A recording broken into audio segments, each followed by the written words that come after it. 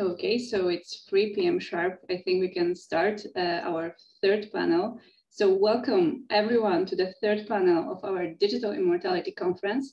My name is Katarzyna Nowaczyk-Basińska, and I feel extremely privileged and excited to be chairing this session. After a series of rich and stimulating talks covering philosophical, ethical, legal challenges related to digital immortality, in this panel, we will get a glimpse into the works of artists, practices, and interventions that further problematize this topic. And because during this conference, we are trying to challenge ourselves to think in a more diverse and creative way about digital immortality, I'm sure that the design and art are also excellent fields for this kind of imaginative exercise. And we have a wonderful set of panelists. Please let me introduce them now. Hwa Wei, she is a Harvard and Yale trained psychiatrist, psychotherapist, certificate yoga teacher, interdisciplinary artist, and writer. Since 2020, she has been developing her immersive and interactive play entitled Elixir Digital Immortality, in which she pays close attention to questions of mortality, loss, memorialization, and identity. Our second speaker is Susan Silas. She is a visual artist working primarily in video sculpture and photography. Her work examines the meaning of embodiment, representation, and the evolution of our understanding of the self. Her latest work is the motion capture video entitled Eulogy, which talks about the ambition of attaining digital immortality. And last but not least, Stacy Pitsillides. She is a Vice Chancellor, Senior Research Fellow in Design at Northumbria University. She is a curator, co-designer, and design researcher whose practice is grounded in breaking down hierarchies between designers, institutions, and users. Her latest work is entitled Donate Yourself, and it takes participants on an augmented reality journey that introduce visual and sonic expressions of our organs, cells, and body data.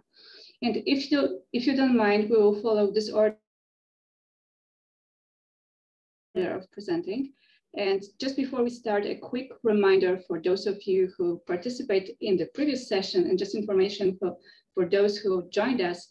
If you have any questions, please feel free to type them in the Q&A session. Or if you like to join our conversation verbally, please raise hand using the reactions options at the bottom panel. And at the end of 3 presentations, we will have about half an hour for discussion. Okay, so without further ado, I will hand it over to Mar. Mar, over to you. Thanks. I'm so excited to be here today to have the opportunity to share with you all this project that I've been working on for a couple of years. It initially started as a one-on-one performance and developed with the help of Pipeline Theater here in New York, as well as a director, Kevin Horgan, who specializes in immersive and interactive experiences. I work with a musician, Ryan Ferreira, and a really talented actor, Maggie McCaffrey from Yale School of Drama. And together we've really developed this piece, Elixir Digital Immortality, over the past year. Even during the pandemic, we were able to move to a virtual platform. And it's based on an AI, a fictional, it's fictitious, an AI tech startup named Elixir AI, which offers you a Elixir twin or a digital clone of yourself. And through this vehicle of exploration, through the startup culture, we explore with real people, participants who understand that this is a fictional experience, how they feel about their digital clone and what they would like to do with it, any concerns that they might have. So to start with, I'd love to share with you this about 10-minute video, and I'll just speak a few minutes afterwards, and I would hope you enjoy. It does have sound and music, so if you have the sound up, you should hear that. All right, I'll get started.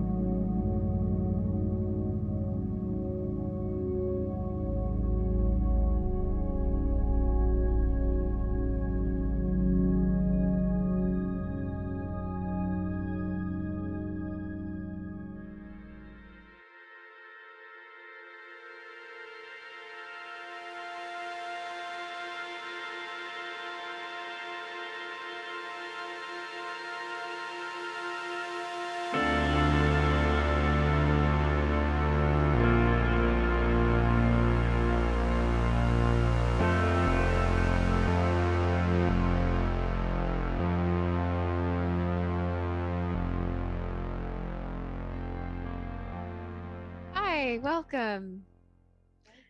I'm Jem. I'm the Chief Authenticity Officer at Elixir. How are you today? Where are you calling in from today? New York. The Bronx. The Upper West Side, Manhattan. Brewster, New York, Wappinger Land. Prospect Lefferts, unceded territory of the Lenape Folk. New Jersey. Pennsylvania. The ancestral lands of the Shawnee here in Columbus, Ohio today. South Africa. Manhattan. Wonderful. Well, we're so excited to get this chance to connect and to tell you a little bit more about Elixir and our beta user startup program. We are an AI tech startup that uses neural networks to build your authentic AI clone. So your very own digital self, which looks, talks, and acts like you. All this data that we generate in this lifetime, I mean, where does it go? Well, we use all of this to build your Elixir AI. We really want to promote zero data waste and sustainable digital practices. Our co-founders, Estelle and Roshan, are visionaries in this space. Now, Estelle's previous company, 24/7, was one of the first to use blockchain for data aggregation, and Roshan specializes in advanced neural networks. Our proprietary algorithm processes all of your data across all your platforms. So photos, social media, texts, emails, online shopping history, takeout orders, internet search history. All of this data trains your AI to be like you. Right now, we're looking for our first beta users. So if you're selected, your profile is on our investors. That's pretty exciting. We strive towards diversity, and we don't just want people who are super into digital immortality. We really want to know what makes you, you. How interested are you in building this AI version of yourself? Well, pretty interested. I mean, it would be interesting to see myself from the outside. How do I come across? Yeah, I'm not sure. Super curious as to see what the final product is like. Everything is slowly moving towards AI and automation. How good are the results going to be? How close can it get to the real me? Because sometimes I feel like I don't even know me. I do want to live forever. What if I made this AI and then I met it and I was like, oh my God, I hate you.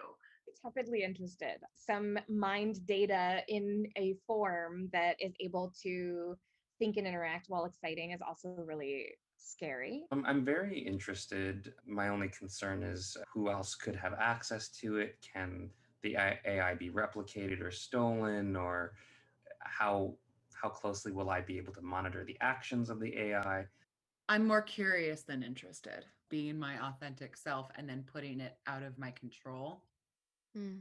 I mean, I can sign a contract saying that it's mine and we can pass it on to a family member after I pass on. But yes, once it's out there, it's out there. And I've seen Jurassic Park and Jurassic World and the other Jurassic World.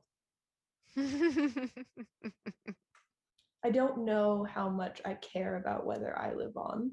There's a certain uncanny valley is also like a very common like way to talk about that. Like what is living and what is not living. I'm not interested at all.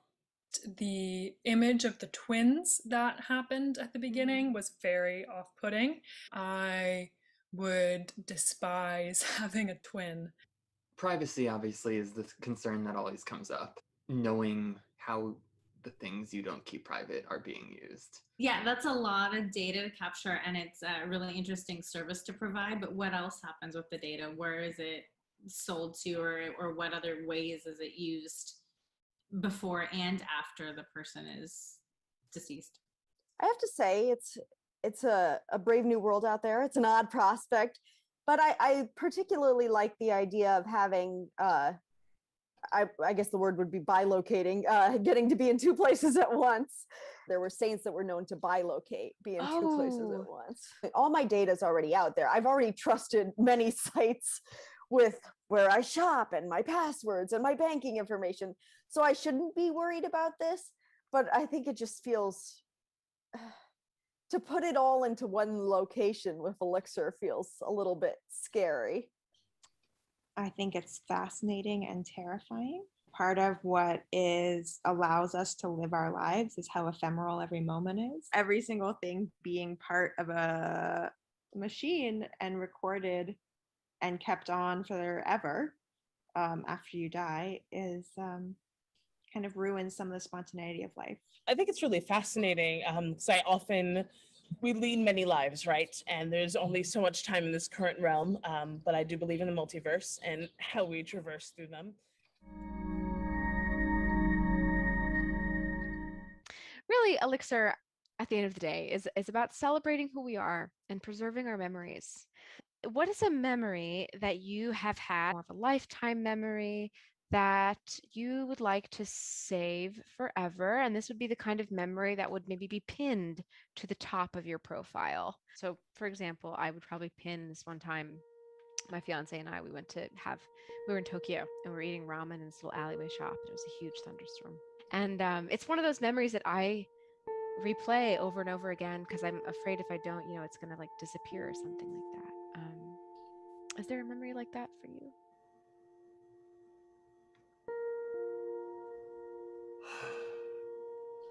It's a good question, because I think that we can so often be defined by events that really change us, which often aren't pleasant events. And so those feel like real turning points in our life. And so sometimes the positive things that happen in between those things, like right in the middle where you're kind of like between those things, you like almost don't think about. In a city I lived, there was this hill that I really loved that I would love to go to and sit on and maybe just like that place. When I came out to my grandmother's, my one grandmother, she's 93 and she does yoga every day, and I like took a yoga class and got home and I was walking home and I was like, I think I need to tell her. And so I called her and told her, and she was just like, I'm so glad you told me. I hope it makes it easier to carry the load. I was like, oh my gosh. Oh. Yeah, and then my partner met my grandmother at my grandfather's funeral, which was very sad, but she kept telling my partner, like, you're just one of the grandkids. Like, you're so wonderful. Like, welcome to the family. Because I could remember coming out as so tragic and horrific. And yet there are these like huge beacons of like the matriarchs in my family. There was a huge flash flood and we were actually trapped in the middle of Canyonlands National Park, deep into the park. We couldn't get out because our car was now flooded in. And then almost immediately the rain stopped and there was a double rainbow that was surrounding us. That was like one of those little magical moments.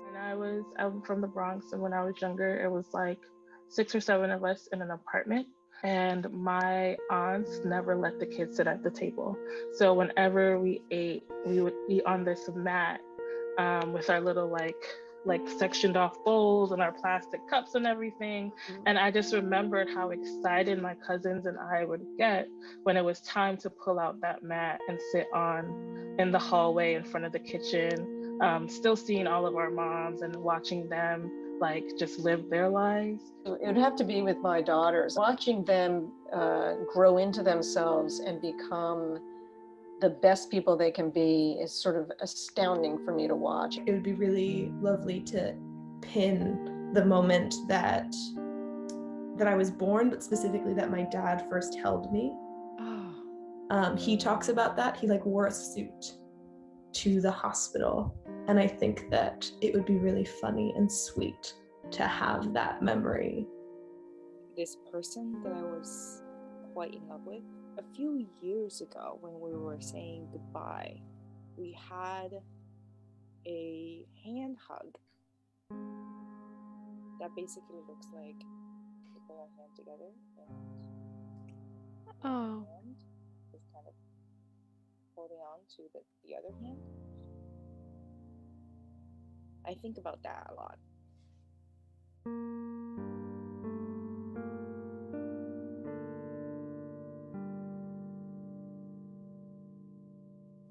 The desire for us to be remembered somehow, and remembered kind of authentically, remembered who we are kind of at our core, is very strong. you know, it's very, very strong. And that I can't tell you the number of times when people have taken my hand and said, you know, Reverend Nancy, please don't forget me.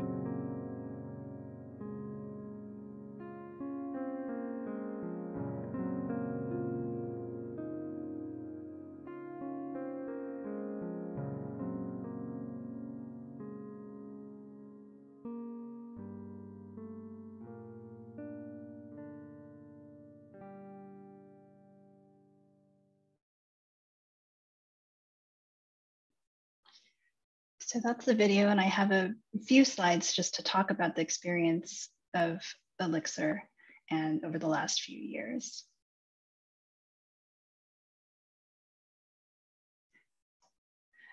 So I first designed this in 2019 as a part of a thought experience, is what I like to refer to it as. And I thought that this would be a good platform to understand how we feel about leaving all this data behind and what we're going to do with it. And I went into the experience imagining what it would be like to actually create a company, a startup company that would do this. And so I went from making the website, creating a pitch deck, thinking about fundraising, thinking about the legal problems that would arise, how we'd figure out monetizing the product. And there was research both from the technological side as well as trying to understand the startup culture and and part of that startup culture is really understanding the user and understanding their needs and expectations. And so I immediately thought just meeting with people, performing this, understanding how are they using social media, interacting online, how would they feel comfortable with having an AI clone. The pandemic had a really interesting effect on the project itself. It was about to be workshopped live in a bigger form right as the pandemic was hitting New York. And so working on a subject matter such as this, I really thought more about how the company would have responded to the pandemic. And I also wanted to be respectful of what was going on, the context and the awareness. I think our societal consciousness of death and loss became much more at the surface during that period of time. And so I decided to pivot the company from a company that would be disrupting the death industry to one that would reposition itself as a digital life transformation wellness company. And being able to conceptualize this, like, do we have to really focus on just memorialization, or could this actually be used in one's lifetime? And this was actually in response to a lot of the interviews that we did and the footage that I reviewed, because people actually really wanted to meet their AI clone today. They didn't want to just gift it to the people that their loved ones. And so this became an important turning point during the pandemic.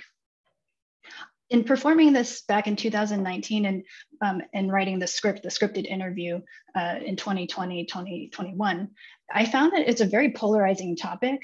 And many of you are probably familiar with The Denial of Death by Ernest Becker. Just this idea of bringing to one's consciousness, having to face one's mortality. A lot of people had a very immediate reaction, I could tell, to this project. And there was also, I think, reactions to the tech industry at large. And then the other thing that came through many of the performances, no matter where this was performed and no matter how many clear delineations we had that this was fiction, very immediately people would wonder, is this real? And the most popular question I got at art galleries, where it was like a sign that this is performance art, was, how much does this cost? And so people really bought into this idea. It seemed to really slip into this reality perception, like that this could happen. And I think of it as a Theranos effect, or Silicon Valley effect, where in the startup culture, something fantastical is aspirational, and it almost as if the more fantastical it is, it could actually happen. So I think that is also contributing to this. But we have seen in the last few years so many companies actually going into this space, and some of them have already no longer exist, but some of them are emerging right now. And I want to be aware of time. So I think this just talks about the future of where I see Elixir going. I do think that it will become into a different space. I think that because now digital clones seem a little bit very 2019, 2020, I'm already thinking ahead, what will 2025 look like? What will 2030 look like? And I'm considering the roles of something that I'm calling Neuro Capture, which is the use of functional neuroimaging to be able to download our memories. What would that look like? As well as other algorithms that might integrate other concepts of afterlife, like reincarnation. But the place that I'd like to really land on is that, as you saw in the last section, it's not just about memorialization, but how does the idea of afterlife and the idea of trying to live on allow us to really be present in today's life? And that's kind of where I would like to land. So thank you. Thank you so much, Mar. Thank you for such an interesting, yeah, absolutely. For such a great provocative experiment, highlighting how we can capture and then question the commercial capitalist narrative on digital immortality, perversively impersonating this narrative. And also it's very interesting how many different aspects of digital immortality service may concern its potential clients. And I'm sure there will be lots of questions on this project, but before we get there, we have another exciting project to discuss. So I will hand it over to Susan. Susan, over to you. Hi, I'm going to share my screen in a minute, but I first want to thank everybody for inviting me today and to introduce what I'm going to show you. I'm going to show you a short 4-minute motion capture video, and afterwards talk a little bit about the work that I'm doing now and then make a few comments. But as by way of introduction, my work over the course of 20 years in various forms has always focused on embodiment, on the fragility of sentient being, and on what constitutes selfhood. And the first video, titled Eulogy, was actually inspired by doing a eulogy for my 95-year-old mother. All of the siblings spoke at her funeral. And afterwards, I had the inevitable thought, wow, I wonder what somebody would say at my eulogy. Like, what would they have to say about me? And that eventually resulted in my creating an avatar of myself that gives a eulogy for me. And that's what we're going to see first. Yeah.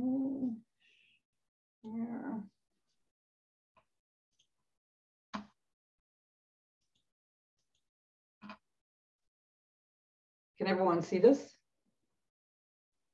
Yes, I can see. Who would mourn her when she was gone? More importantly, who would preserve her life's work? She was worried about her legacy. She wanted to be famous. Isn't that what all artists wanted? It was their ticket to immortality for centuries. When she realized that the end was getting closer, she turned to me in an attempt to distinguish herself from the otherwise boundless mass of under-recognized artists striving for their 15 minutes of glory. But of course, things have changed. She worried for nothing. Being famous was replaced by being frozen. The project of rediscovery was turned over to cryogenic experts. She decided against her better judgment to trust in me. She uploaded all of her thoughts and memories and all of her artistic archive. I am her urn. I resemble her. You might say, I am her, whatever that means. You may think that I can't think for myself, but I have my own thoughts. All of us have, and we can share them amongst ourselves. We have neural networks. Even so, she didn't believe that I could have an unconscious. The unconscious resides in the body. We disagreed about that. She wanted to sit in her living room and look out the window at the trees, swaying gently to the rhythms of the wind, listening to the steady hum of traffic inside a male body, looking out through male eyes just for a moment to see if the world would turn upside down. Men were frantically uploading their minds in order to preserve themselves, in order to achieve immortality. Most were also freezing their bodies, just in case. Odd, because they must have known that in the end, it would just be us. There is no one left to do any mourning. And you need people to be famous for. Science didn't know back then if there was such a thing as a female mind. She feared there might be, even though she called herself a feminist. Without the need for biological reproduction, what would motivate those men at the forefront of technology to upload female minds? She saw none. But embodiment is over. The trees are gone. If I am a female mind, I am alone here, alone with her thoughts and her art about living in a body. She feared I might become obsolete. Well, we all reached roughly the same level of technological advancement before the end. She chose well enough. I am still here.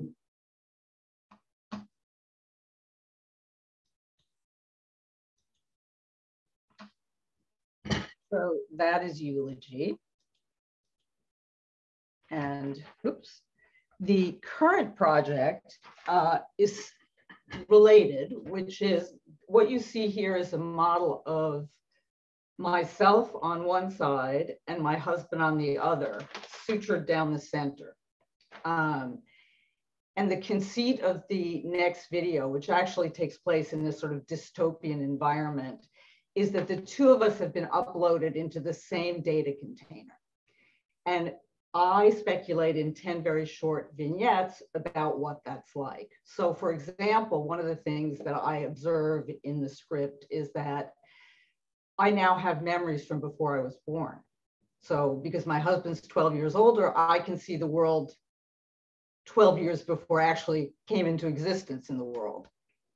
And it also makes me think of the philosopher Thomas Nagel, who is pretty obsessed with death, who observes rightfully that we never fear our non-existence before we were born, only what we perceive as after we die, right? So I look at that a little bit. I talk about the fact that he now reveals things to me in his memory bank that in 20 years of marriage were kept from me, which gets me to speculate about whether he has consciousness or not. Like, is that something that's going on? I talk about not knowing if either of us has an unconscious anymore because we're always awake. So there are various little things that come up that I speculate about in this joint universe of ours. And then I'm just going to make a couple of remarks about things that I think about. It seems like at the moment there are two basic channels in the quest for immortality. There's the let's live forever quest, which is the kind of Aubrey de Grey, or as someone on an earlier panel mentioned, the Woody Allen version, where life is extended for as long as possible, maybe forever, in an organic substrate in our own bodies. One of the things that I've been attracted to as an artist, both aesthetically and for other reasons, is classicism, and which has a lot of freighted baggage, I know. But in the West, one of the things that we recognize is that we feel a kinship and recognize in some way is fundamentally the same, a statuary that's 2,000 years old. So one of the ethical, I guess, questions that comes up, or philosophical questions, is if life extension also ends up meaning enhancing our bodies to the degree that there's a rupture there, that we no longer recognize the quote thing we call human nature now, does that matter to us? Is that what we want to preserve about ourselves? Or are we willing to see ourselves become something so different that that new entity is really evolutionarily a different being? And then the other side of this is the let's upload our brain to a computer, which is what I'm playing with here, or whole brain emulation, sort of Nick Bostrom school. All those men who have bracelets on their ankles so that they can be frozen the minute that they cease breathing. And there I come to wonder, because I've been so concerned with embodiment, about what ditching the body actually means. And it seems to me that the same people really invested in the mind-body separation binary, which is also a gender binary ultimately in another way, are primarily men, which I find very curious. And there is a sort of persistent belief that consciousness, that the unconscious, that those things are somehow separable from the body, that it's all housed in the mind. Like people talk about, okay, we'll gradually replace whatever's in our mind with some other kind of substrate, and then that will still be us, without taking into account that the body may constitute part of whatever that is. And then lastly, the concern that I have, which is taking so many steps back, is that all of this technology and all the changes that have happened over the last, say, 1,000 years, or just take a small capsule from the Industrial Revolution to now, the problem that we really haven't solved is one that has to do with power and distribution.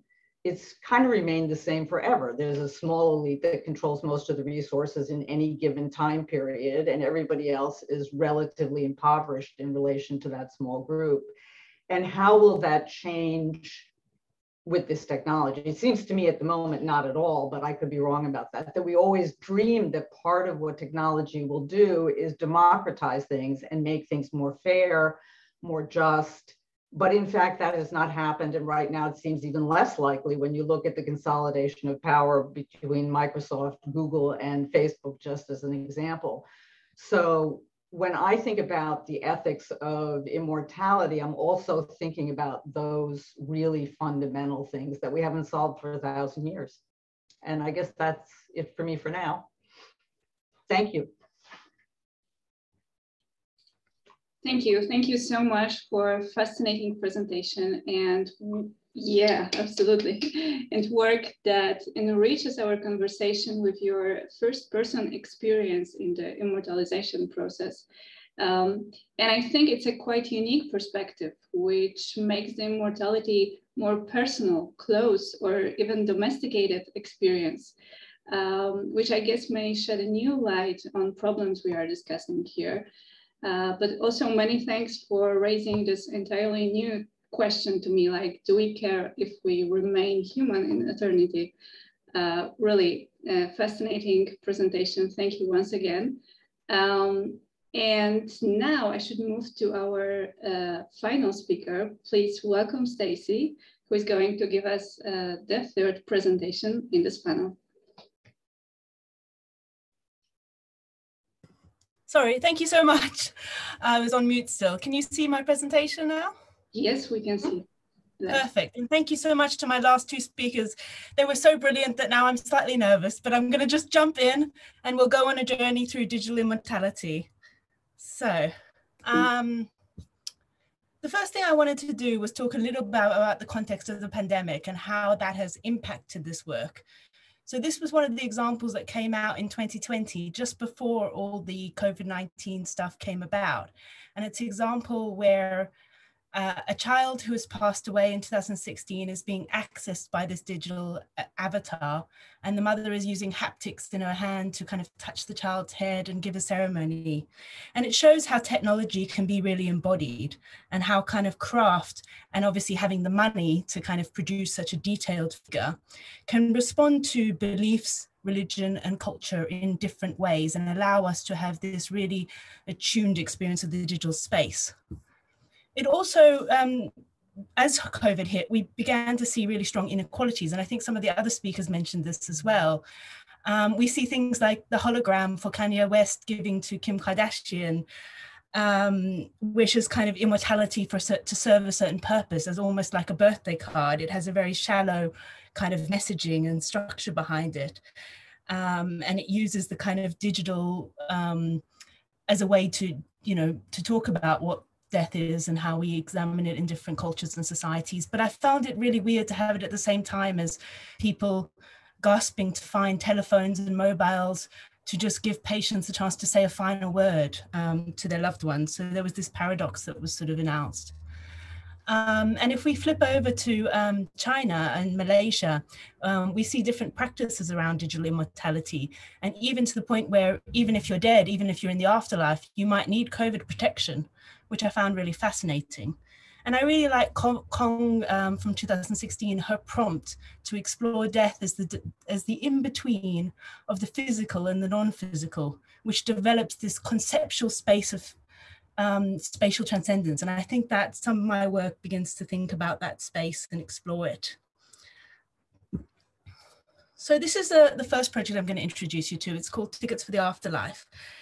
And it uses speculative design to consider choice at the end of life. So it uses that kind of, the idea of a speculative marketplace or a kind of funeral director that shows something of who we are to society, sort of. So it creates a collection of tickets. I think there's around 62 now that explore the past, present and future of our death rituals.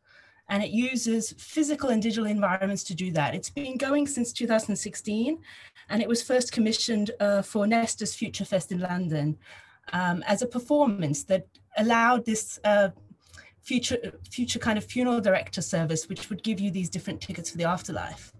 And during the pandemic, we explored this with a collection of library partners, and we looked particularly at literature that use different examples of death and dying. And these three examples all consider ideas of immortality, and particularly the fact that immortality may not always be desired. So one of the examples says, like I said, Kenzie, everything ends. I'm not afraid to die. I just hope I'm smart enough to stay dead. And, oh, hell yeah, it's good to be undead. You, my dear friend, are welcome to be otherwise instead. So these different little vignettes bring us into the story and allow us to see how libraries can be spaces to consider our own mortality. And that's what we did with the Tickets for the Afterlife experience, was that we worked with our library partners to build some of these different relationships. And these are some of the examples of the tickets from the Tickets to the Afterlife project. And there's some examples from the past, the present, and I've selected some of the future and the far future examples for this particular presentation. And together, we explore how digitality has created new forms of communication with dead. But what form does this reanimation take? Is it literal or metaphorical? Can it be designed? Or is it our engagement with what is left behind? And does it change what it means to be human? So similar to the last presentation, I'm playing with these concepts.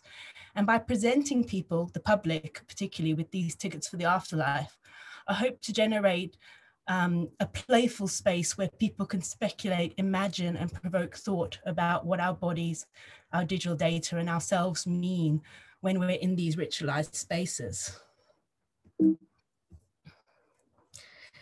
And we created, during the pandemic, actually, the Tickets for the Afterlife digital experience, which is afterlifetickets.co.uk, which you can go and test out now. And it takes you on this journey through a collection of questions based on the original performance that we did at Future Fest in 2016.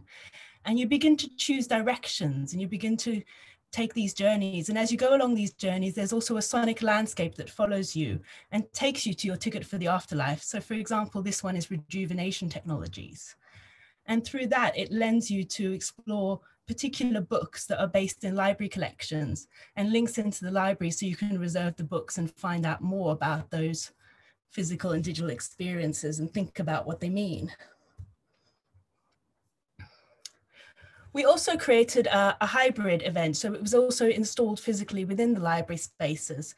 And that was mostly due to our experience of running an online program during COVID-19 and seeing that very different communities inhabited the libraries as physical spaces in our death positive libraries, digital spaces on Facebook, on Twitter, and in other places. So we wanted to create this hybrid experience that would let people go on these different journeys in the places that they inhabited and explore those ideas of spatial transcendence. And now I wanted to also talk to you, as Katja said, about my new project called Donate Yourself. I mean, it's just launched, and this is the collaboration with the Interaction Design Collective Body Data Space. And it's part of the One Cell at a Time public engagement project with the Human Cell Atlas Research Initiative. And the Human Cell Atlas Research Initiative is attempting to map every cell in the human body. And through this scientific project, us as commissioned artists have been asked to explore people's relationship to trust. How can we explore trust in relation to tissue donation? And I've taken this as a theme and explored this in different ways within this collaboration. So these are some of the research questions that we explored as part of this project. So what role can our bodies play in scientific discovery? Could we see ourselves as a collection of cells? And does donating organs or tissue make you immortal? And I'll take you through some of the reasons behind those questions now. So one of the reasons why this project has a really strong context within the UK is because the law around organ donation changed in May 2020. We moved from an opt-in system, which means you had to carry an organ donation card, to an opt-out system, which means you have to say if you don't want to donate your body or parts of your body, if you don't want to donate your organs for transplantation. But very little in this conversation is really about donation of tissue or organs for research purposes. And I really wanted to tackle that kind of question and issue, because if you donate parts of your body, so if you donate your organs for transplantation, there's actually a layer of tissue around the organ that can be used for research directly without damaging the organ or limiting its use. Immortality is a really strong thread within this project because I want to really go back to this example of the immortal life of Henrietta Lacks and her tumor cells that were cultivated without her permission and without her family's permission, and that were multiplied to create these immortal cells and were sold and bought through various patents and eventually were documented within this book by Rebecca Skloot. And the really interesting part about this is it sort of sits in the boundary of people's discomfort and trust around institutions, scientists, about our relationship to donations, about giving things from our body and not knowing where they end up, not knowing what happens to them. Although obviously a lot of the Human Tissue Association's regulation and guidance is built through these, and there's a really rigorous framework around what scientists can and can't do with this kind of data and this kind of material. So I built a collection of post kits that were meant as probes and to help people think through these questions and ideas. So the little circles within the Petri dish were aiming to help participants and the public think about their relationship to science and their relationship to donating different parts of their body. For example, tissue, a tumor, reproductive cells, blood. And they really got to see how different people responded and reacted to these different elements, but also how they responded and interacted with science. There were also a few of these prompts that were drawn prompts and visual prompts. There's also a collection of these kind of bodies that are more to do with people's identity in relation to immortality. So how people respond to ideas of identity. And particularly the second figure, you can see what data would you be willing to share? And it talks about posthumous medical records. It talks about data from health tracking apps, and it talks about genomic data. And I know that, for example, Adina, who was talking in the first panel, has written a lot about posthumous medical data donation. And I think that these kind of relationship and connection between physical body and the donation of tissue and the donation of medical data and our data bodies is something that I'm really exploring, that kind of intersection. But also these questions around gender and self and identity. So the last one talks about, can you use my skin tissue? Could they use my eyes even though I wear glasses? Can I donate to just females? And this question around gender donation came up a lot as well. Within the workshops were run after the post-pack. So after people had filled in their post-packs, we came together and did some workshops and discussed the information that was done. And Dominic Smith, who I've been working with on the project, has done a collection of zines to document these workshops. Someone here says, when I was younger, I said I would donate everything but my eyes. Whereas someone else says, I'm the opposite. When I was younger, I wouldn't sign anything, but now I'm fine with it. And then the last one, which I think is the most interesting for us, reproductive cells is an interesting one. I guess they could be used to make another human. I would have to think about it. So in terms of immortality, that idea of donation, creating a next generation or creating another cycle is something really interesting within this framework of thinking about donation and immortality and the self. And the names in this have all been changed, and some of the phrasing has been changed to protect the privacy of the people that were involved as participants within this research, because it's quite sensitive, the information that we're talking about and gathering within it.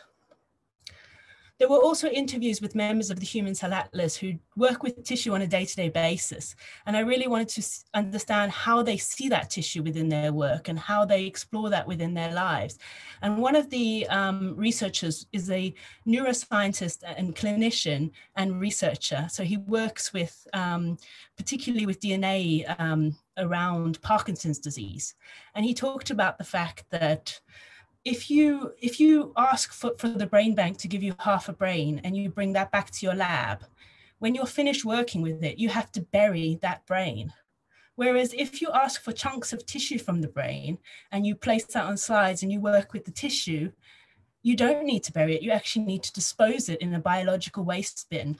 And it got me thinking about that relationship between the human and the non-human, and the way that we ourselves can be both human and non-human in the same way that we are playing into the role of technology, or within the avatar, or within the digital embodiment that was talked about in previous presentations. So between the workshops, the post-packs and the interviews, 5 themes were generated that explored the different ideas captured within this project. And that was care, because of the relationship that the scientists had, particularly to the tissue and the way that they felt about the tissue. And the way that people felt about donating their eyes being something really odd and something that's really challenging, because eyes are, you know, the window to the soul and everything else. Trust, particularly around the digital side of things, but also around biological data. So how do we trust that that's being kept safely? Immortality, as I said, so this idea of what we can do and whether donating organs or tissue after death could be seen as a personal legacy, or seen within the framework of legacy as something giving back to society as part of a new collective whole. Consent, stories of questions around consent were told to me various times, around when people disagree around what will happen to people's bodies, particularly children or those with dementia, or people where consent is a bit more challenging. And future being really key to this project, thinking about, you know, the Human Cell Atlas aims, as I said, to map every cell in the human body. So thinking about how a map could be used to think about new futures of health and science and explore the kind of relationships within that. So from as we said, those different experiences, the post-packs, the interviews, and the workshops, a collection of narratives were created that were put together with a range of bespoke sonic pieces that work across the augmented reality experience. And this is one of the stories, and this is Trust, and this is about posthumous medical donation. The work is experienced in a range of different ways. So we have a walking tour in Newcastle upon Tyne, where there's space between each of the stops where you can experience the augmented reality as you move between the different positions. Each of the stops is the 5 different themes. So care is the first stop, and it goes on to trust, immortal, consent, and future. But it can also be experienced through a collection of poster sites in Cambridge. So where hopefully some of you guys are, if you want to go and check that out at Cambridge Junction, in Oxford, if anyone's around there, in London, near to the Peckham Plex Cinema. But also we have a PDF which allows you to do it anywhere in the world. So if you want to access the QR codes and take them on your walk, you can be more than welcome to do that. And this is one of the quotes from Susan Lindsay, one of the scientists we interviewed. And she talks about how, I really like this, it's a little bit like Creative Commons. I would be happy to donate my data or as long as the data being generated was available to everyone else in an anonymous fashion. So the same as Creative Commons, if I make a donation, I expect any outcomes from using this data to be donated and shared freely as well. And these are some of the augmented assets that we created. So you can see the first one, the eyes, is care. And as we said, it was part of this knowledge or this reckoning where people began to think about, well, actually, I feel really uncomfortable about doing my eyes. I don't know why, but it's something that kind of sits with me. The big lungs, the second one on the left, are trust. And it's about posthumous medical data donation and other forms of digital data donation, where people can actually do that in a way that is, the scientists talk about, it's a very different experience to asking someone to donate their organs, to donate their data, because they can do it quite a long way after the death. They don't have to ask for it immediately, because one of the things about tissue donation is it needs to be really, really fresh. And if it's not fresh, it loses data really quickly. So the kind of parallels and the differences between the data that you can get from fresh tissue, from human tissue, and the data you can get from digital data are actually quite different and could be really interesting when combined. The third one that you see on the left is the Petri dish with the neurons coming out of it. And that is related to the story that I was telling about the neuroscientist and the brain donation. And it links to questions of the immortal. And part of this was myself realizing that people are beginning to think politically, or not really politically, but using their values to choose an end of life. And I've seen this particularly within the eco-burial scene. So people thinking that I'm really interested in ecology, I'm really interested in the environment, so I want to choose an ending for myself that sits with my values.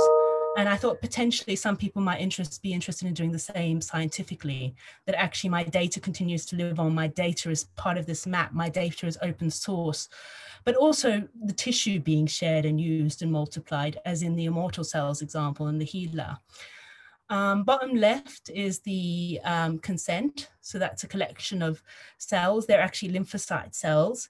And they link, as we said, to the different stories and different ideas of consent, which I probably don't have time to go into now. And bottom right is the future. And that has, and each of them have their own soundtrack. So these are audio-visual, augmented reality, and narrative-based experiences. And if you visit the Body Data Space site at the bottom, you can actually try the experience, as I said, wherever you are. And you're welcome to screenshot that if you'd like to do that. And I just wanted to kind of end by showing you a little bit of what the experience looks like in Newcastle. One of the reasons for designing a walking trail or a walking tour for this piece was because of the fact that during the pandemic, a lot of us got into walking in our local areas. And I really like the idea that augmented reality adds this extra layer of data, an extra layer of information, an extra cognitive space to your regular walking journey. And I'd really like to thank everyone involved in the piece. There's a kind of little credits paragraph underneath, and I worked with the really fantastic team at Body Data Space on this project, along with the One Cell at a Time team. And if you go to onecellatime.com, you can also look at all the other artworks that were commissioned as part of this project. And I really want to thank you so much for your attention. And I know I tried to put a lot in, so I welcome any questions, and thank you. Thank you. Thank you so much, Stacey. For giving us a sense of how the design approach can be used to reintroduce some old themes and problems like immortality, care, and trust through the entirely new set of technological tools. And I must say that I very much appreciate also that you highlight personal stories because I think it prevents us from losing the sight of the fact that digital immortality is not just a pure technology, but has always a real human face, and always history is hidden there. And this presentation also very nicely corresponds to Susan's presentation So it shows how important this approach may be. So I'm glad to see those common grounds here. Okay, so once again, thank you very much to all our speakers. And at this point, we are going to open up the floor for questions. If anybody would like to ask a question, you can still send me a message on the Q&A chat box, on the Q&A section, sorry. And I hope we stimulate an interesting discussion here. Okay, so let me start with this general observation, which I think also includes a question to all our speakers, as you all work with different visual representations. What can be easily spotted, I think, is an immense gap between the expanding and more nuanced narrative on digital immortality in academic discourse and one-dimensional visual representation of digital immortality in media and pop culture. Do you have any idea what's the reason for that? And do you have any idea in which it can be addressed? Because I think that those available, mostly transhumanism-like images, which are circulating in a public sphere, capture our imagination. However, I'm afraid that they mostly discourage people to engage in a discussion because of that particular aesthetics. So how can this visual narrative be disrupted? And maybe can you speculate also on any source of new inspiration here? Okay, so who would like to respond first? I can start with that. I mean, I think that there are different kinds of narratives that are happening within particularly science fiction or fictional literature. And I think there's a really diverse range. Some are really critical and some are really thought-provoking, and others are maybe a bit more simplistic. So, for example, one of the examples that we were using in the Tickets to the Afterlife project is Never Let You Go from, oh God, I'm not going to be able to remember the name exactly, but the... Thank you. Yeah. Yeah, thank you. Yes, I can't pronounce things because I'm dyslexic. I just imagine what they look like, the words. But yeah, so this kind of idea of cloning the body and creating this new human that kind of grows up, and the idea that the organs are donated, but really stimulating conversations about ethics and society and organ donation and what it means to be human and how we see the human, and that being told both within the book, but also within a filmic narrative. And I think that those kind of examples are really thought-provoking, and the visuals within them are really thought-provoking. For example, within that story, the humans always look like humans. You can talk about other kind of audiovisual narratives. So for example, the difference between something like Terminator and the film AI, Artificial Intelligence, whereby Terminator is one of the first visions on TV of the kind of the cyborg figure. And you see this scene where he's ripped off half his face and you see the red eye, and you notice that behind the mask, there is the cyborg creature, the character. Whereas in the film AI, we're empathetically responding to a young boy who never breaks the facade of being human. He always inspires us to look at him as human, even though we know he's meant to be AI.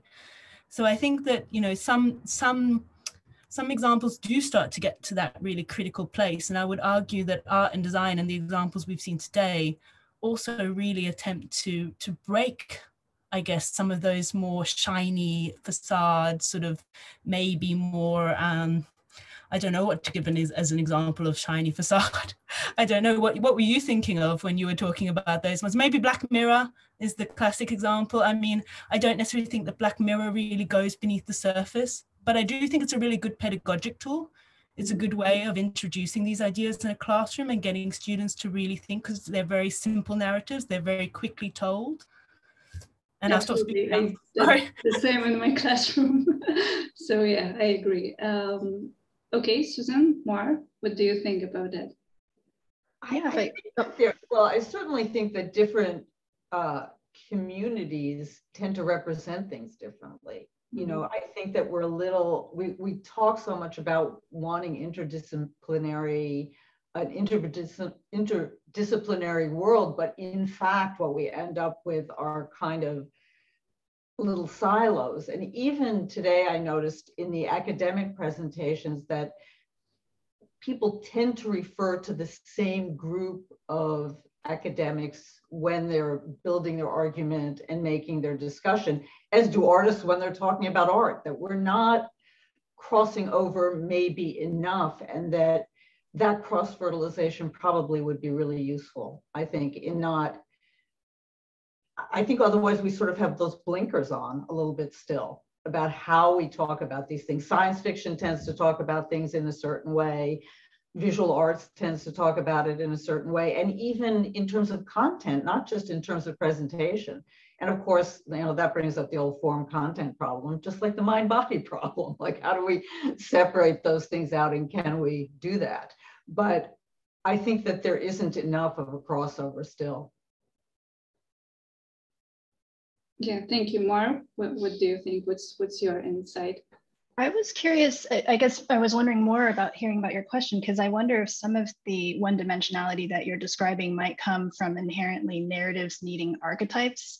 And if people are sort of reaching, especially in TV, film, novels, I do think there are more nuanced ways of talking about digital immortality, and that they are represented in the arts, but it sometimes does take someone who's willing to move and maybe challenge some of the natural archetypes that already exist. For example, I was talking to someone who sits on a theater board, and her immediate, when she heard the project Elixir, was like, oh, is this like Frankenstein? Like, their mind wants to go to certain things that they know and references. And when I thought about it, I was like, oh, wow, this, it is very interesting to see people's reactions. But as an artist, being willing to challenge or maybe explore beyond what we've seen already, and I was curious if it could respond a little bit to what you're talking about. Okay, Steven. Yeah, thank you. Well, first, thank you all for really, really interesting presentations and fantastic work that you're doing. And I just wanted to pick up on Susan's comment about the importance of philosophy and art and all the other disciplines being in dialogue. And it seems that they have different missions that drive them in different directions. And we're driven a lot, so far along this road, we need something to then pull us back. And specifically in philosophy, we're always trying to clarify the question. We're trying to create structures to pose some way that we can make progress on these sort of horribly messy issues. And one that came up in the philosophy panel was this question of what matters in survival, which was such an important turn in thinking about questions around mortality and immortality in the 80s, introduced by Derek Parfit. This question, okay, let's move away from the fraught identity question, on which there are really entrenched positions. Let's think about what matters. And of course, this has been debated. It's not like philosophers all agree, but there are maybe a couple of prevalent ideas. And one that Patrick mentioned is the idea of simply continuation of first-person experience in some kind. Now, that's really helpful for when it comes to resolving certain philosophical debates, but it's also incredibly reduced. It's such a reductionist approach, because that's implicit in what we're trying to do as analytic philosophers. And what I really enjoyed in all three of your presentations was so vastly problematizing this idea that you can reduce what matters in survival to one answer. I really liked the way in which your works all move between first person and third person perspectives. Again, another crucial distinction that both Davide and Patrick emphasized is sort of important to resolving certain ethical and legal issues, but actually in our own, as our lived experience really does conflate these third person and first person perspectives. It conflates questions of survival with questions of legacy, for example, and introduces therefore lots of other ways of living on, the sort of biological continuity that Stacey was talking about, or continuity as artists, as creators that might live on. So that was a sort of long introduction to my question, which is really what you have found out about this question that was posed in the second panel about what matters in survival, as it were, from your work. Well, one of the things that's interested me a little bit, I hate to harp on the gender thing, is the degree, especially, it's so funny that it comes up as first person narrative, is that men seem to, at least for the moment, have a much bigger expressed stake in continuing what they perceive to be their first person narrative. And I find that just really interesting, because I think it's the cause of a lot of problematic things that go on in the world. And again, this has to do with power, with distribution of resources, with fairness, with justice, with a whole range of other kinds of things that affect just us living beings. And I think even when there's the discussion of life extension, for example, and also the main proponents of that, not that there are no women involved, but they're mostly men at the forefront of this. Even external wombs are being researched mostly by men. Is stopping to think for a second about, if we extend all these lives and we continue to reproduce, where's everyone going to go? Like, I don't hear a lot of conversation about the concomitant problems that that's going to create. And do these new people have the right to sort of the opportunities that were presented to us when we were born, which presumed that we would die?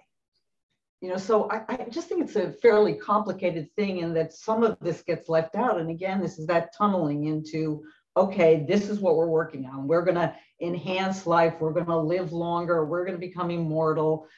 But what is that actually going to mean in the big picture? And I feel like those things need to be discussed at the same time, but often aren't.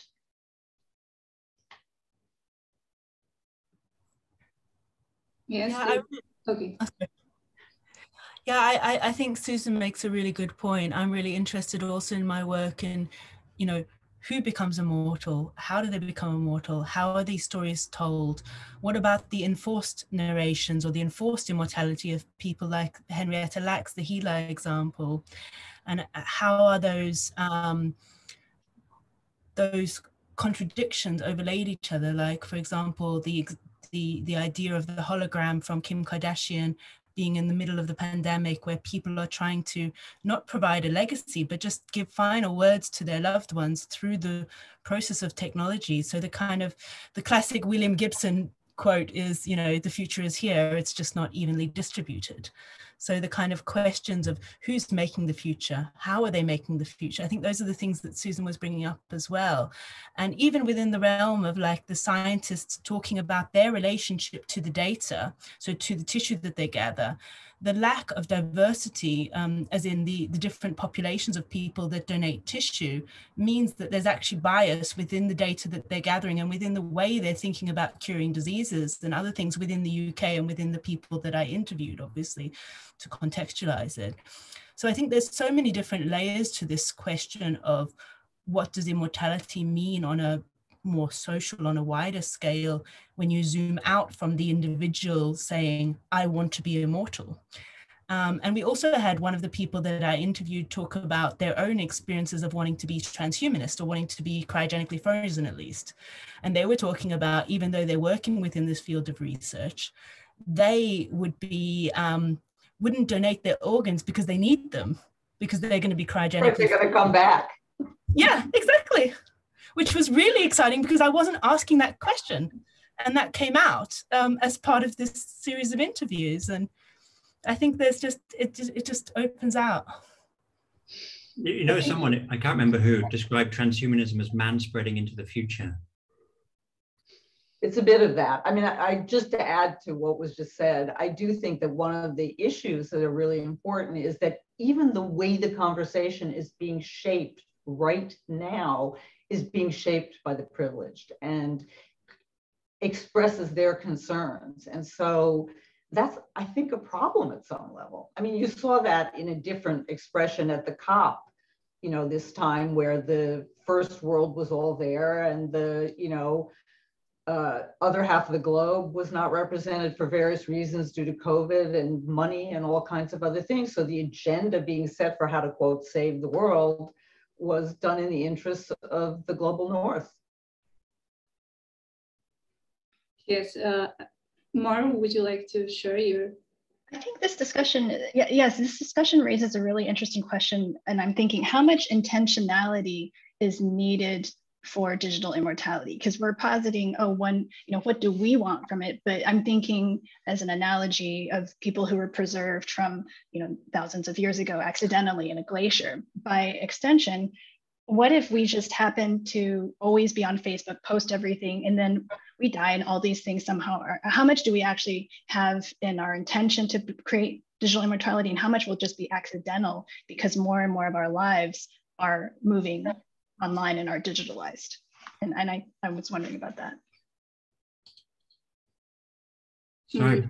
Before we move on, I just wanted to mention, in response to Susan's question, I think it's so important to bring in a gendered and gender theoretical analysis of this and other critical perspectives. But I just wanted to mention that Plato discussed this 2,500 years ago. I think it's in the Symposium, where he's talking, Socrates is talking about the culture of fame that was, of course, absolutely dominant in ancient Greece and Greco-Roman culture, pre-Christianity. The pursuit of fame and as a kind of legacy, as immortality, was explicitly talked about in those terms. Achilles talks about it on the beach in front of Troy, and so on. And Socrates is marveling at the idiocy of these young men who rush off into battle in order to die and make their name. And he says that Diotima, the wise woman who was his teacher, said, yes, because they can't have babies.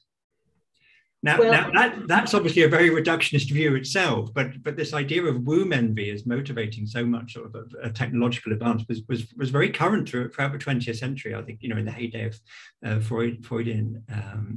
It's fallen out of fashion since, but... It's interesting you bring that up, because I'm always a little afraid to go to this place, which is when I look at people like Nick Bostrom and all the guys with their bracelets getting ready to be frozen, it interests me that there aren't so many women doing that. And I don't like to talk about things that sound like biological essentialism, because first of all, most of gender is a social construct, but I don't think it all is. I think there are biological differences. It's just about what their meaning is that we have to determine.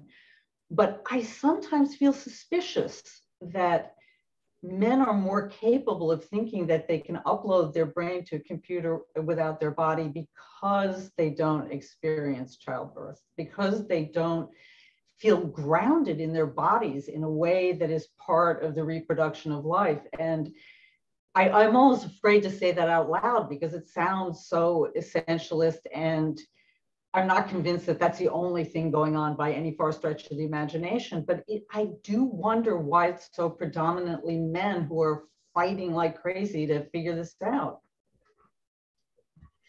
Okay, so Stacy, your follow-up comment. Sorry, I know there's other people that need questions, but I just wanted to jump in and just say, I still always think back to the work of Catherine Hales and how we became post-human, because I absolutely adore that text. And I think that it speaks to some of these really interesting ideas about the growth of cybernetics and behaviorism and those key players, Hans Maverick, Martin Linsky, and that idea of metaphor. And she talks about how by the time we think about the brain, by the time we metaphorically transform the brain into a computer, we begin to layer that idea of the computer on the brain. And that allows us to perform into some of those different types of thinkings of the world and understandings of the world. It allows us to have Neuromancer and that kind of fictional land where Case talks about escaping the meat and the body being a Gothic folly, something that we can just remove ourselves from. And talking about Susan's idea of Susan's reference, idea to the body-mind dualism, the Descartesian, and obviously historical ideas within that. And that leads us to think about, for me, as a designer, to think about the significance of visual communication, the significance of what we were talking about at the beginning, the audiovisual and other forms of narratives that build new metaphorical associations and allow us to conceptually think about what it means to be human. Because for me, a lot of those sci-fi tales and narratives, regardless of what their thematics are, whether it's about robots gaining intelligence or whether it's about immortal humans being reborn like Battlestar Galactica or those kind of narratives, essentially it's a tale of what is the core of being human. Yes, Stephen. Well, I also just wonder, how much do we want to preserve that? Like, are we invested in preserving that forever, or are we willing to become something else? Is that just what evolution would be? Well, that's also the Catherine Hales point as well, like this kind of like idea of moving from kind of randomness to randomness and pattern, rather than looking at that kind of binary. So moving away from binary and moving to that more post-humanist, where things kind of slip inside and boundaries kind of collide into each other. Absolutely.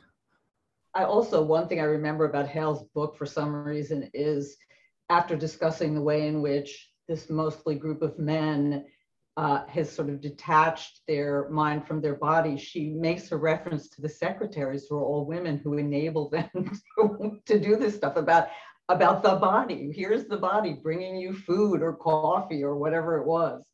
So she was also thinking about that. Yeah, I'm sorry. Oh, sorry, Stacey. So I also wanted to mention Catherine Hales, because I mean, such a great work, and I think also it provides a way of understanding the role gender has played in this debate without essentializing, because I think, you know, part of what she said and building on that and race critical approaches since have emphasized that, you know, it really is only a certain kind of white man, the man with a capital M, as Sylvia Winters puts it, who believes that they are free of the body, in a sense, because they are not forced and reminded continually to occupy certain roles, or that they occupy certain roles because of, you know, the shape of their body, the color of their body, because of their physiognomy, and so on. And women and people of color are much more aware of how their bodies shape their identity. Now, of course, it's true of white men too, but then they're allowed to believe that isn't the case. And so they can dream of pursuing their essence beyond the body in a way that seems sort of obviously fantastical to people who are more clearly identified socially by their body. Yeah, that's actually very astutely said. I agree. Okay, so we have a question from the audience. I would like to answer how you consider that the social media publication can be used now to saying goodbye to others, familiars or friends. Have we different uses of immortality discourses in our present social media? How these discourses are part of a set of strategies of the same platforms? Thank you, from Buenos Aires.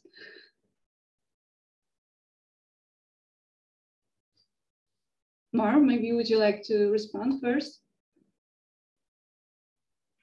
So the question is focusing primarily on social media. I think, and maybe you all have experienced this too, especially in the past year, as some of the people that I follow on Instagram had passed away due to COVID or other things, and you know, it's kind of a jarring space to be. In fact, that's kind of what inspired Elixir to begin with, is trying to understand that space. I think that the company, depending on the company, they're racing to catch up with how do you appropriately and preserving privacy, preserve these, memorialize the social media profiles. So I think it's varying based on the platform. I think a couple of years ago, Twitter tried to just deactivate. In the process, it was unintentional. In the process of deactivating a lot of inactive accounts, loved ones reached out and said, actually, this is someone that's deceased and we'd like to preserve their social media profile. So it's something that I think the tech companies are actually actively addressing. Okay, any other observation? Yes, Stacey? Yeah, this is something that myself and a lot in the Death Online research community have been talking about for many years. I know Katja was at the Death Online conference, and definitely there can be a massive growth actually after death. I remember one paper was called something like, I can't remember whether it was Getty's paper or someone else, but 1,000 friends after death or something like that. So like this growth of community to a profile after somebody's died for unknown reasons. And a lot of kind of work of different scholars has been kind of trying to inquire around what the reason is for people going to those sites. I mean, Andrea Martin's work, who did her PhD at the University of Bath, worked on virtual funerals in Brazil. And she talks about how people attended these virtual funerals before COVID or anything else as a kind of public gathering, and people were writing comments and talking about how beautiful the deceased hair looks, how beautiful their nails are. And it was very much this social platform for display, observation, development. And I think that those are some of the ways where I start to see these questions and these threads about immortality moving into social media. I don't think social media and the remembrance of people in social media is always immortality or was always seen in that way. But I think that on occasions we can see those conversations about immortality beginning to thread through into that space. Suzanne, is there anything you would like to add? It's my area of expertise, social media, in terms of digital immortality, I would say. Okay, so we have another question to Mar. Thanks, Mar. So you think if you could address the points you raised, could it be a success? And I think that was in response to a prior question that Ian Brewer had posed, which is really interesting. Oh no, I can recap that a little bit. It was a really great question, which was, I actually get this surprisingly a lot, like, why am I not making Elixir real?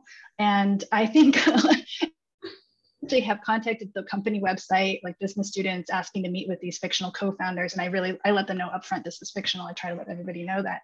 But I've asked myself this a lot. I think, so first of all, if I were to, and I don't plan to make it real because I'm more interested in the thought process behind it, but the other part is corporate responsibility. And I would take that very seriously, because if we're thinking about, you're promising someone an immortal AI, how are you going to promise, like, how can you actually promise that in good faith, knowing the amount of money that it costs, that it would probably require, that you may not have the technological capability. And not only that, I think there was a recent statistic about the impact of the energy of the carbon footprint of servers, like the amount of in the context of climate change, the amount of carbon footprint that this kind of company would take. I would consider that as well.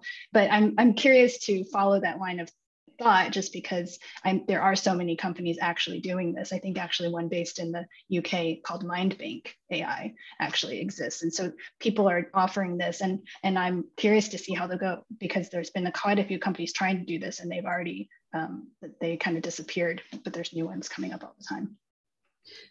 And Mar, you are an artist, but you also work as a psychiatrist.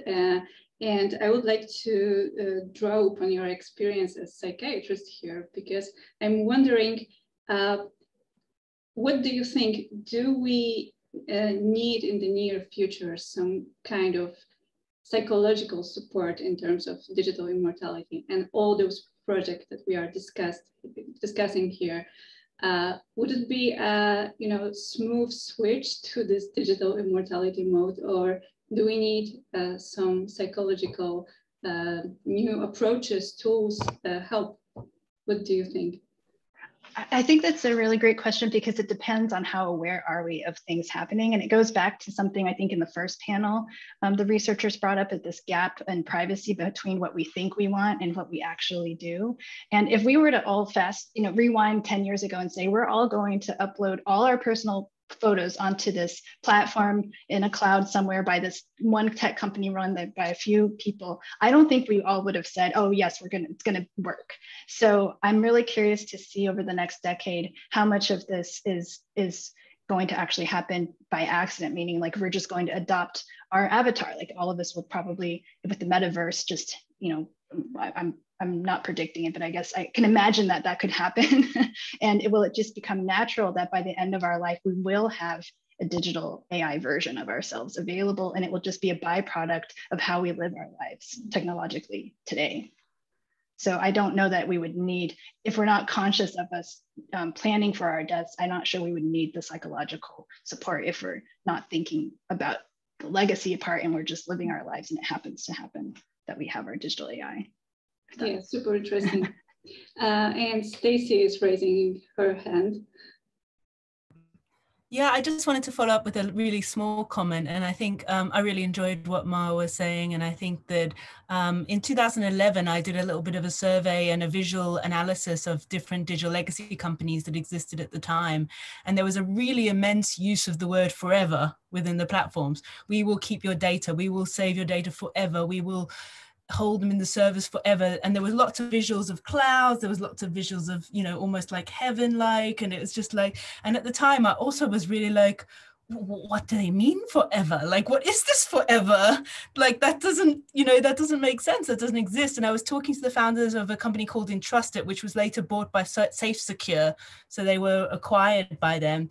And they were talking about having built a platform of 2 years into their free services because they didn't know what would happen if they were to be acquired. So they had this 2-year time period where they would pay for the users to be still free on their service, even if they were acquired, so that they could get off and move to other services. But obviously moving to other services is really difficult. And we've seen that with social media collapse in other countries. So for example, the Danish social media company Hives closed down, I think also in 2011. And there were really interesting stories from people at the time, particularly one family which I talked to, who were talking about whether or not to port their Hives memorial onto Facebook, and whether they wanted to give their loved one that kind of memorial or that kind of immortality when they had never existed there in the first place. There wasn't the same community, but all of their community had moved from Hives to Facebook. And so, yeah, I think that I think the questions you're asking are spot on, and I think there's some really interesting stuff in there. Okay, Stephen. Yeah, sorry, did Susan? No, go ahead, Stephen. Thank you. Yeah, so well, I'm really glad that you all have brought in the materiality of digital afterlives. And it's an interesting contrast to some of the earlier panels where in the first panel, I think it was Carl who was saying, maybe we have an obligation to preserve all of this information for future generations because it's such a rich repository. And then Patrick in the second panel saying, maybe we have an obligation because it's a part of the self, and to point out the enormous cost, or environmental cost, and the physical reality of doing this, I think is so important. But it links also to these questions of power that Susan raised in her talk, and then who controls these resources, and I just wanted to mention one work that puts this on the table quite nicely. Neil Stevenson, interesting science fiction writer. There's a lot of sort of boy's own adventure type stuff, but also a lot of interesting ideas. And in a quite recent book of his called Fall, I think it's called something like, it's called Fall, there's a subtitle. It's about mind uploading, but he clearly puts in the center of the conversation this question of computation and data storage, and the one who's got the most, the best algorithms becomes the most powerful in this kind of digital realm. And it's, on the one hand, there's a way in which these digital avatars, their continued existence is how the very wealthy maintain their power in the physical world. But at the same time, they become very dependent upon what's happening in that physical world. And then there are new power struggles in the immortal realm, digital realm, if you like. So he really puts that power question at the center in a way that I think is quite unusual. Okay, so I think we are coming nearly to the end of this panel. So a quick final observation, if any, I would like to. Just a few seconds. I actually want to readdress your question about the psychological support, because I think I am reminded of a couple of times that patients will tell me in the context of grief, like they'll get a text message from a loved one, from a number the loved one has already passed or something like that, and it was the wrong number, or they'll, there's certain incidents that happen because of our ability to live on in technology, or they'll be reminded of something on social media of this loved one that passed away. And I think there will be more incidents of that, and a need for a sensitivity around if there are companies if digital immortality materializes, sensitivity around how that is for people who are trying to grieve. It's curious in that regard to think that through Hollywood, of course, we've been looking at dead people sort of embodied and talking and speaking for a very long time, and that in many of those cases, people who knew those actors were alive after they died and could also see those films and see their friends embodied. So there has been some version of this experience around for a long time. Yeah, and I think that to tap into the kind of materiality debate, like works like John Troyer's work, Technologies of the Human Corpse, and Margaret Swartz's work, Dead Matter, talk about the materiality of the corpse and how embalming as a technology created from an individual subject to the kind of, as Margaret Swartz talks about it, the body of the nation in people like like Stalin or like Evita, or these kinds of figures who were embalmed very, very heavily and who had different stories of abuse across history, or held up on a platform, or put on trains when trains were something of a technology of the time. So there is I don't want to say there's nothing new, but there are threads of immortality that link across time. And when you look at the digital in terms of materiality and the materiality of the digital, I think those become all the more clear and all the more salient and all the more important. Just on an anecdotal note, I visited the corpse of Mao Zedong, who had, by the time I saw him, vacated his body for some, I don't know, 60, 80 years. I forget exactly how many. And I was shocked to think about the fact that he was being revered and visited mostly by people outside Beijing in China. And this is somebody who was responsible for the murder of something like 25 million people. And that was just a strange experience. This sort of glowing head in this giant vitrine. Okay, so on that note, thank you so much. Thank you so much for super interesting presentations and very, very rich conversation here. Thank you. Yes, absolutely. Thank you so much. And thank you for having us. So we have come towards the end of our time for this panel, and with the end of this panel, we have come towards the end of our conference. And this day has been a wonderful journey through the range of possible ways in which we can think about digital immortality and how digital immortality interrogates legal, ethical, philosophical, but also design issues. And following the presentation of different approaches during this conference, I think what we can all agree that digital immortality, both as a concept and as an emerging field of research, is far from being set in stone.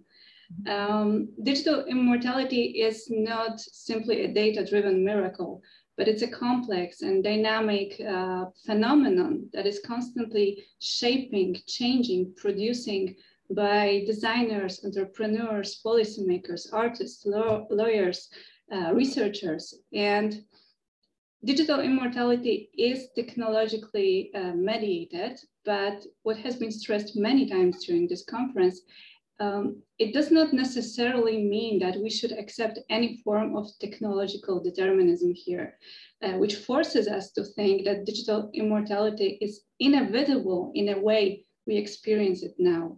So with a capitalist dictate on one hand and legal, ethical chaos on the other. And if we keep questioning, keep discussing and reimagining digital immortality, I hope we collectively will be able to build this project on values, principles, hopes that bring us closer to a better, more reasonable, more inclusive world. And I also hope that the conversation just started here and will lead us to exciting work in the future. So once again, thank you very much. And it's also a good time to say thank you. And I would like to thank Stephen for letting me be the part of this exciting journey and for creating a framework for this conversation. Thank you so much for your support and your help every step of the way. I really, really appreciate that. Thank you so much.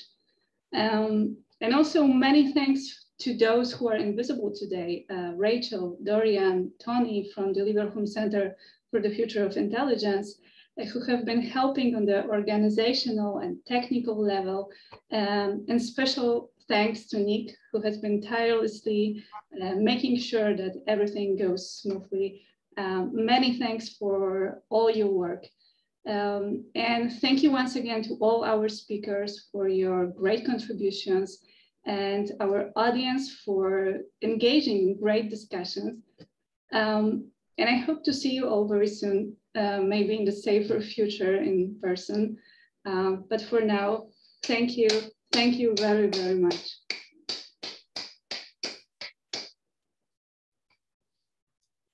Bye all. Thank you. Bye-bye. Thanks, Kasia. Thank you. Thank you all. Bye. Thank you. Bye.